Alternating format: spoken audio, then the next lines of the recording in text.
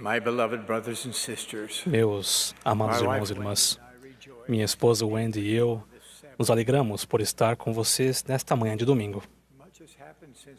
Muitas coisas aconteceram desde nossa última conferência geral.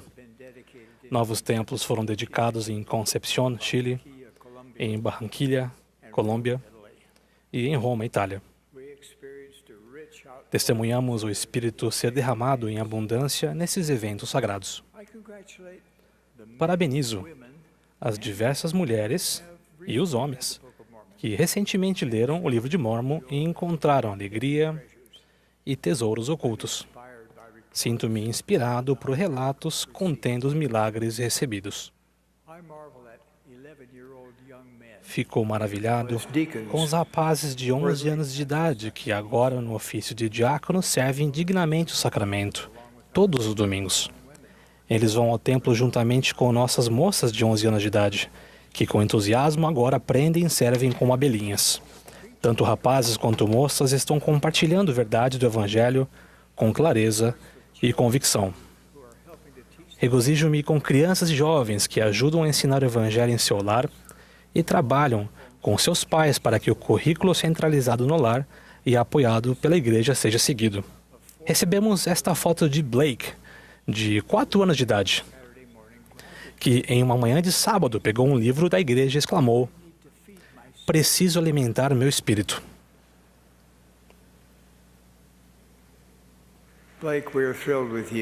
Blake, estamos entusiasmados com você e com outros que estão escolhendo alimentar seu espírito ao se banquetearem com as verdades do Evangelho restaurado de Jesus Cristo. E ficamos encantados ao saber que muitos estão recebendo o poder de Deus em sua vida à medida que adoram e servem no templo. Como muitos sabem, nossa família vivenciou uma terna separação há 3 meses, quando nossa filha Wendy partiu desta vida mortal. Nos últimos dias de sua batalha contra o câncer, fui abençoado com a oportunidade de ter uma conversa de despedida entre pai e filho. Segurei as mãos dela e disse a ela o quanto eu a amava e o quão grato eu era por ser seu pai. Eu disse: "Você se casou no templo e honrou fielmente seus convênios. Você e seu marido receberam 7 filhos em seu lar e os criaram para que fossem discípulos devotados de Jesus Cristo, membros valorosos da igreja e bons cidadãos. E eles escolheram um cônjuge da mesma estirpe. Seu papai tem muito, muito orgulho de você. Você me trouxe muita alegria." De modo sereno, ela respondeu: "Obrigada, papai." Foi um momento afetuoso e cheio de emoção para nós. Ao longo de seus 67 anos, trabalhamos juntos, cantamos juntos e muitas vezes esquiamos juntos. Mas naquela noite falamos das coisas que mais importam, tais como convênios, ordenanças, obediência, fé, família, fidelidade, amor e vida eterna. Sentimos muita falta de nossa filha. No entanto, graças ao Evangelho restaurado de Jesus Cristo, não estamos preocupados com ela. À medida que continuamos a honrar nossos convênios com Deus, vivemos com a expectativa de estarmos com ela novamente. Enquanto isso, estamos servindo ao Senhor aqui, e ela está servindo a Ele lá, no paraíso. Por falar nisso, minha esposa e eu, no início deste ano, visitamos a cidade de Paradise, na Califórnia.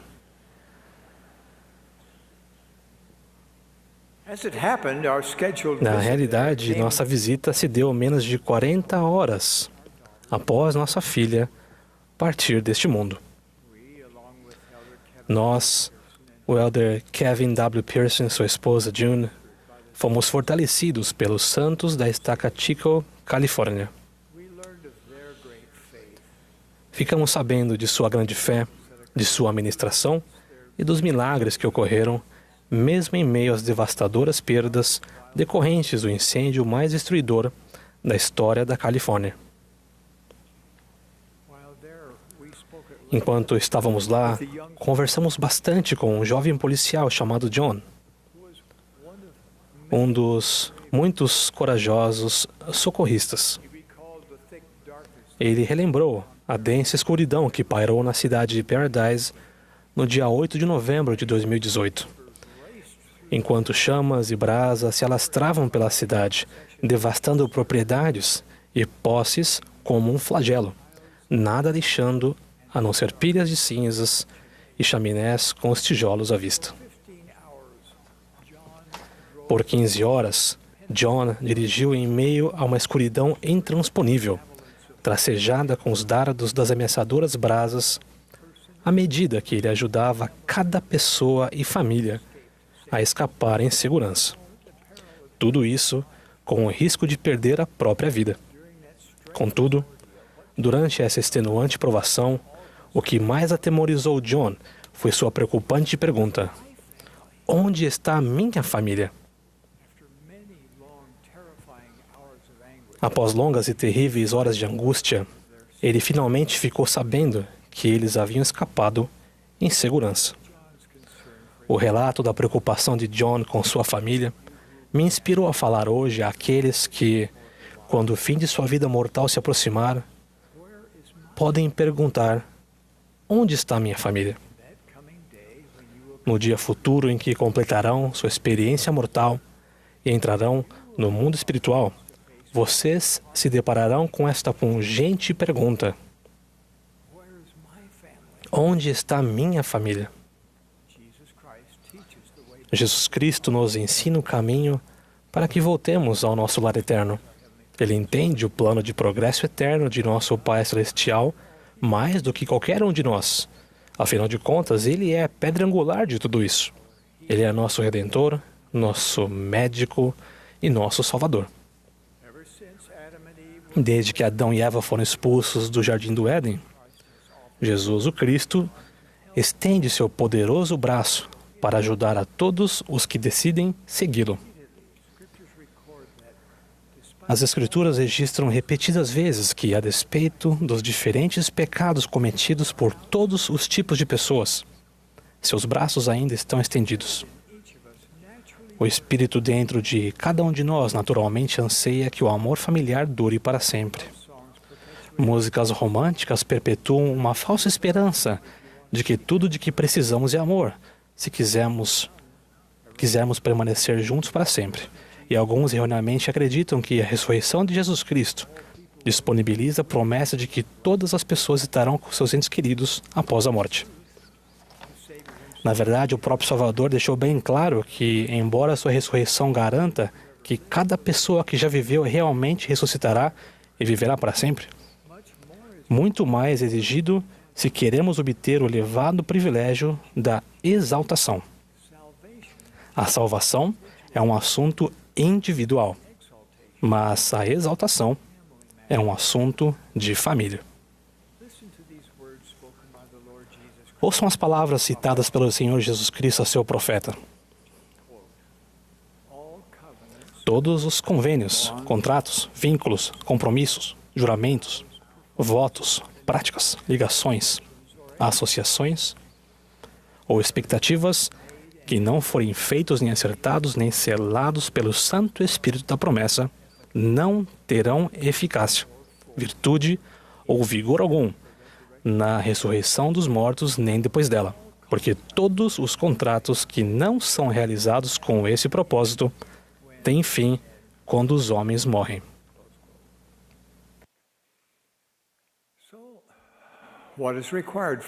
Então, o que é exigido para que uma família seja exaltada para sempre? Qualificamos-nos para esse privilégio ao fazermos convênios com Deus, cumprirmos esses convênios e recebermos as ordenanças essenciais. Isso continua válido desde o início dos tempos.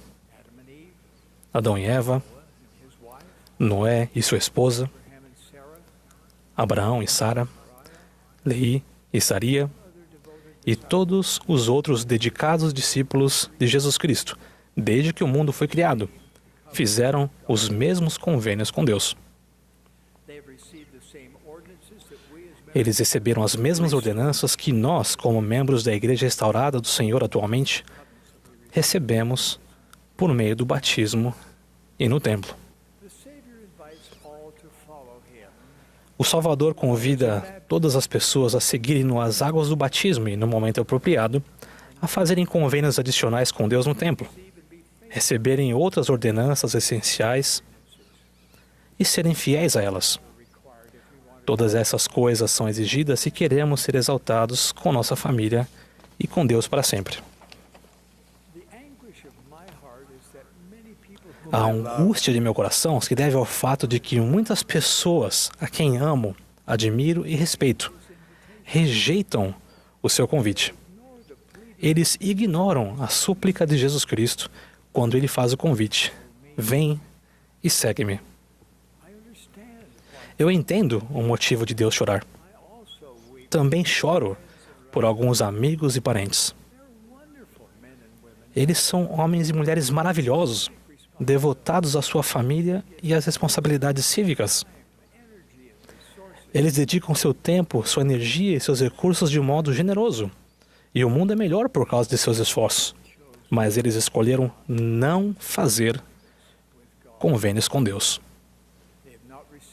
Eles ainda não receberam as ordenanças que os exaltará com sua família e que os unirá para sempre.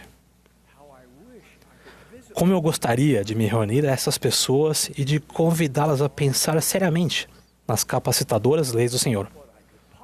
Já me perguntei o que eu poderia dizer para elas sentirem o quanto o Salvador os ama, para que soubessem o quanto eu os amo, e para que reconhecessem como mulheres e homens que cumprem os convênios podem receber a plenitude da alegria.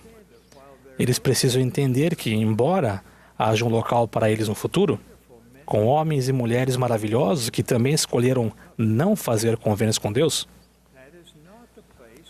esse não é o local onde as famílias estarão reunidas e terão o privilégio de viver e de progredir para sempre. Esse não é o reino onde vivenciarão a plenitude da alegria, do progresso e da felicidade sem fim. Essas bênçãos supremas podem ser recebidas somente por vivermos em um reino celestial exaltado com Deus, nosso Pai eterno, com seu Filho Jesus Cristo e com nossos maravilhosos, dignos e qualificados familiares. Aos meus amigos relutantes, sinto que devo dizer o seguinte: nessa vida, vocês nunca se contentaram em ser o segundo melhor. Em nenhuma situação. Contudo, se resistem a aceitar plenamente o Evangelho restaurado de Jesus Cristo, vocês estão escolhendo contentar-se em ser o segundo melhor. O Salvador disse: na casa de meu Pai há muitas moradas. No entanto, ao escolherem não fazer convênios com Deus, vocês estarão se estabelecendo abaixo do teto mais precário por toda a eternidade. Também faria uma súplica a meus amigos relutantes, dizendo: abram seu coração a Deus. Perguntem a Ele se essas coisas são verdadeiras. Encontrem tempo para estudar suas palavras, realmente as estudem. Se vocês realmente amam sua família e desejam ser exaltados com ela por toda a eternidade, paguem o preço agora, por meio de um estudo sério e de orações fervorosas, a fim de conhecerem essas verdades eternas e então viverem de acordo com elas. Se nem mesmo têm certeza de que acreditam em Deus, comecem por aí. Entendam que com a falta de experiências com Deus, podemos duvidar de sua existência. Então, coloquem-se em uma posição para que comecem a ter experiências com Ele. Humilhem-se. Orem para que sejam capazes de ver a mão de Deus em sua vida e no mundo ao seu redor. Peçam a Ele que os digam se Ele realmente existe, se Ele os conhece. Perguntem a Ele como Ele se sente sobre vocês. Então, escutem. Um querido amigo meu tinha pouquíssimas experiências com Deus. No entanto, ele ansiava estar com sua falecida esposa. Então, ele me pediu que eu ajudasse. Incentivei-o a conversar com nossos missionários para que ele entendesse a doutrina de Cristo e aprendesse sobre os convênios, as ordenanças e as bênçãos do Evangelho. E ele o fez. Mas ele sentia que, para aceitar o caminho que eles recomendaram, seria necessário fazer muitas mudanças em sua vida. Ele disse: esses mandamentos e convênios são muito difíceis para mim. Além disso, não há como eu pagar o dízimo e não tenho tempo para servir na igreja. Ele então me disse: quando eu morrer, por favor, faça o trabalho do templo necessário por mim e por minha esposa para fiquemos juntos novamente.